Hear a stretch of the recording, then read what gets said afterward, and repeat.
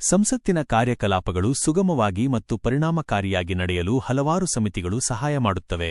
ಇವುಗಳಲ್ಲಿ ತಾತ್ಕಾಲಿಕ ಸಮಿತಿಗಳು ಅಡ್ಹಾಕ್ ಕಮಿಟೀಸ್ ಪ್ರಮುಖವಾದವು.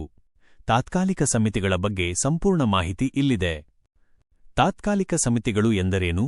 ಹೆಸರೇ ಸೂಚಿಸುವಂತೆ ಇವು ಒಂದು ನಿರ್ದಿಷ್ಟ ಉದ್ದೇಶಕ್ಕಾಗಿ ರಚನೆಯಾದ ಸಮಿತಿಗಳು. ಇವು ಕಾಯಂ ಸಮಿತಿಗಳಲ್ಲ, ಸ್ಟ್ಯಾಂಡಿಂಗ್ ಕಮಿಟೀಸ್. ಒಂದು ನಿರ್ದಿಷ್ಟ ಕೆಲಸ ಅಥವಾ ಸಮಸ್ಯೆಯನ್ನು ಅಧ್ಯಯನ ಮಾಡಲು ಇವುಗಳನ್ನು ನೇಮಿಸಲಾಗುತ್ತದೆ ಮತ್ತು ಆ ಕೆಲಸ ಮುಗಿದ ನಂತರ ಈ ಸಮಿತಿಗಳು ಅಸ್ತಿತ್ವವನ್ನು ಕಳೆದುಕೊಳ್ಳುತ್ತವೆ. ತಾತ್ಕಾಲಿಕ ಸಮಿತಿಗಳ ವಿಧಗಳು. ಇವುಗಳನ್ನು ಪ್ರಮುಖವಾಗಿ 2 ವರ್ಗಗಳಾಗಿ ವಿಂಗಡಿಸಬಹುದು. 1.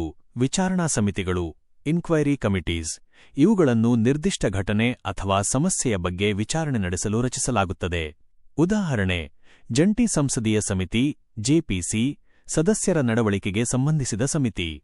2. ಸಲಹಾ ಸಮಿತಿಗಳು, ಅಡ್ವೈಸರಿ ಕಮಿಟೀಸ್.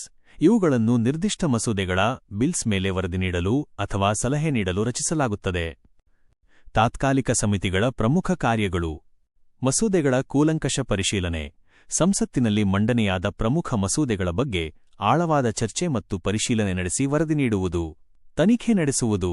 ದೇಶದ ಹಿತಾಸಕ್ತಿಗೆ ಸಂಬಂಧಿಸಿದ ಹಗರಣಗಳು ಅಥವಾ ಗಂಭೀರ ವಿಷಯಗಳ ಬಗ್ಗೆ ವಿಚಾರಣೆ ನಡೆಸಿ ಸಂಸತ್ತಿಗೆ ಸತ್ಯಾಸತ್ಯತೆಯನ್ನು ವರದಿ ಮಾಡುವುದು. ತಾಂತ್ರಿಕ ಸಲಹೆ. ಸಾಮಾನ್ಯ ಸಂಸದರಿಗೆ ತಿಳಿದಿಲ್ಲದ ಕ್ಲಿಷ್ಟಕರವಾದ ವಿಷಯಗಳ ಬಗ್ಗೆ ತಜ್ಞರೊಂದಿಗೆ ಚರ್ಚಿಸಿ ಸಂಸತ್ತಿಗೆ ತಾಂತ್ರಿಕ ಸಲಹೆಗಳನ್ನು ನೀಡುವುದು. ಸಾರ್ವಜನಿಕ ಪ್ರತಿಕ್ರಿಯೆ ಸಂಗ್ರಹ. ಕೆಲವು ಮಸೂದೆಗಳ ಬಗ್ಗೆ ಸಾರ್ವಜನಿಕರಿಂದ ಅಥವಾ ಸಂಬಂಧಪಟ್ಟ ಸಂಘ ಸಂಸ್ಥೆಗಳಿಂದ ಅಭಿಪ್ರಾಯಗಳನ್ನು ಸಂಗ್ರಹಿಸಿ ಮೌಲ್ಯಮಾಪನ ಮಾಡುವುದು. ಸಮಿತಿಯ ರಚನೆ ಮತ್ತು ಅವಧಿ.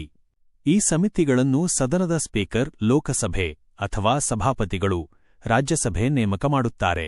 ಸಮಿತಿಯು ತನ್ನ ವರದಿಯನ್ನು ನಿಗದಿತ ಸಮಯದಲ್ಲಿ ಸಲ್ಲಿಸಬೇಕು. ವರದಿ ಸಲ್ಲಿಸಿದ ತಕ್ಷಣ ಆ ಸಮಿತಿಯು ರದ್ದಾಗುತ್ತದೆ. ನೀವು ಭಾರತೀಯ ಸಂವಿಧಾನದ ವಿಧಿಗಳ ಆರ್ಟಿಕಲ್ಸ್ ಬಗ್ಗೆ ಆಸಕ್ತಿ ಹೊಂದಿರುವುದರಿಂದ ಈ ಸಮಿತಿಗಳು ಸಂವಿಧಾನದ 105ನೇ ವಿಧಿ, ಸಂಸದರ ಹಕ್ಕುಗಳು ಮತ್ತು ಅಧಿಕಾರಗಳು ಅಡಿಯಲ್ಲಿ ಬರುತ್ತವೆ ಎಂಬುದು ಗಮನಾರ್ಹ.